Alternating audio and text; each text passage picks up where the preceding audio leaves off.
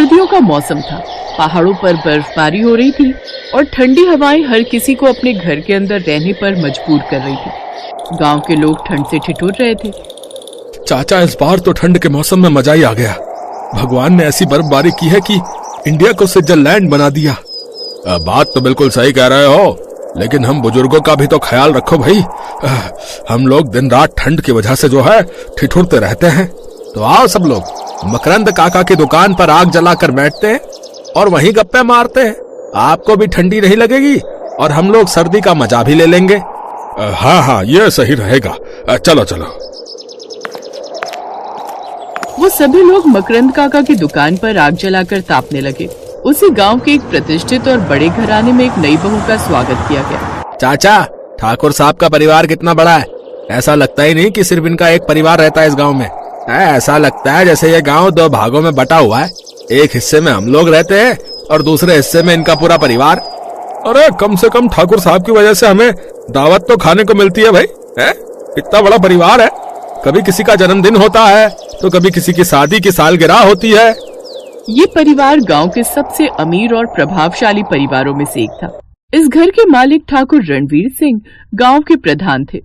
हवेली के बाहर हमको तो ये समझ में नहीं आता, जो इनके घर नई बहू आई है वो इतने सारे लोगों के साथ कैसे रह पाएगी।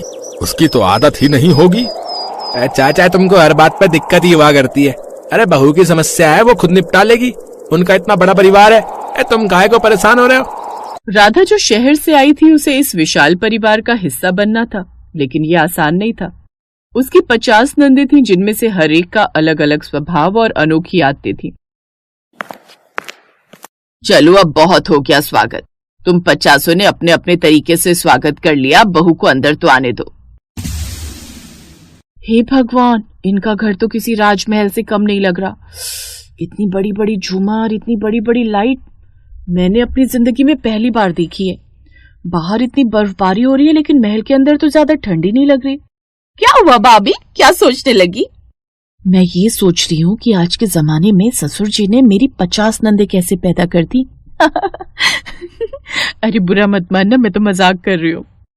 अरे भाभी, हम लोग भी बहुत मजाक किया है। ससुर जी का ही खून हो तुम सब, मजाकिया तो होगी। देखो मजाक मजाक में मेरी 50 नंदे पैदा कर दी उन्होंने। इस तरह राधा को हर कोने से प्यार और अपनापन मिला। तुम सब ऐसे क्यों घूर रही हो मुझे? कुछ नहीं भाभी, बस ऐसे। देखो राधा, हमारे घर में रहना आसान नहीं है। यहाँ सबकी अलग अलग पसंद और नापसंद है, लेकिन अगर तुम सबका दिल जीत लोगी तो ये घर तुम्हारे लिए स्वर्ग बन जाएगा। मैं पूरी कोशिश करूंगी दीदी। तुम 50 की 50 उसे घेर कर क्यों खड़ी हो? जाओ बहू, पहले आराम कर लो, बाकी बातें बाद में की जाएंगी। राधा अपने कमरे में जाकर आराम करने लगी। सुहागरात की अगली सुबह जैसे वो सोकर उठी, वैसे ही सबसे बड़ी ननद गीता ने कहा, अच्छा हुआ तुम जल्दी उठ गई। मुझे हर रोज सुबह सुबह ब्लैक टी पीने का शौक है।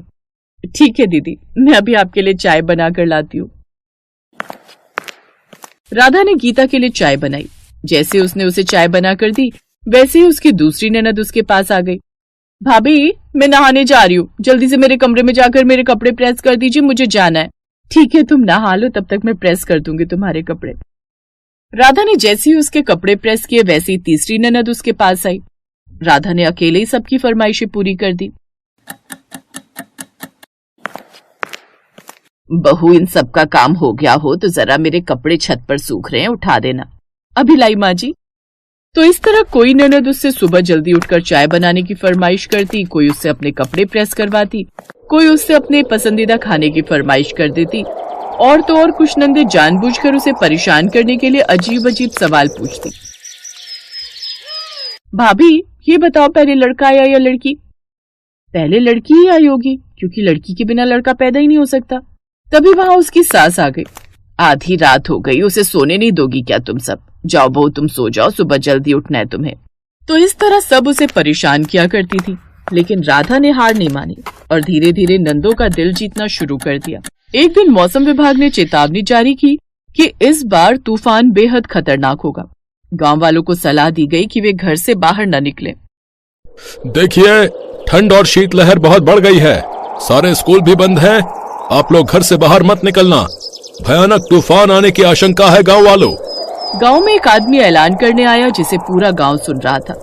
ठाकुर का परिवार भी इस तूफान की तैयारी करने लगा। घर के दरवाजे और खिड़कियां मजबूती से बंद कर दी गईं, लेकिन तूफान इतना भयंकर था कि उसने पूरे गांव को हिलाकर रख दिया। वो आदमी जैसे ही मौसम की जानकारी देकर गया, वैसे ही तूफान शुरू हो गया।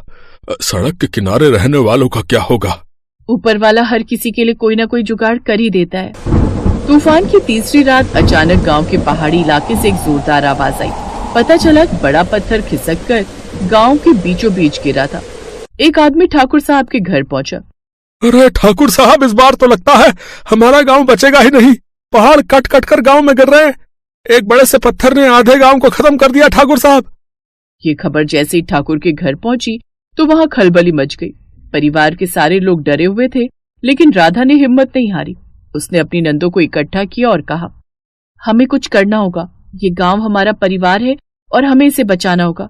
हम 51 लोग मिलकर बहुत कुछ कर सकते हैं। लेकिन हम क्या कर सकते हैं राधा? बताती हूँ। राधा ने अपनी नंदों को जिम्मेदारियां बांट दी। राधा और उसकी 50 नंदों ने मिलकर ऐसा काम किया जिसकी कोई उम्मीद नहीं कर सकता था। उन्होंने सभी को जिंदा मलबे के अंदर से बाहर निकाल लिया। उन्होंने न केवल गांव वालों की जान बचाई, बल्कि उन्हें ये भी सिखाया कि मिलजुल कर किसी भी मुश्किल का सामना किया जा सकता है। बेटिया, तुम लोगों ने तो आज वो कर दिखाया जो बड़े से बड़ा नेता भी नहीं कर सकता। जब तूफान खत्म हुआ तो गांव के हर आदमी ने ठाकुर के परिवार को धन्यवाद दिया। राधा ने अपनी सूझबूझ और नंदों की मदद से ये साबित कर दिया कि अगर इरादे मजबूत हो तो कोई भी मुश्किल असंभव नहीं। इस घटना के बाद राधा का नाम पूरे गांव में सम्मान के साथ लिया जाने लगा।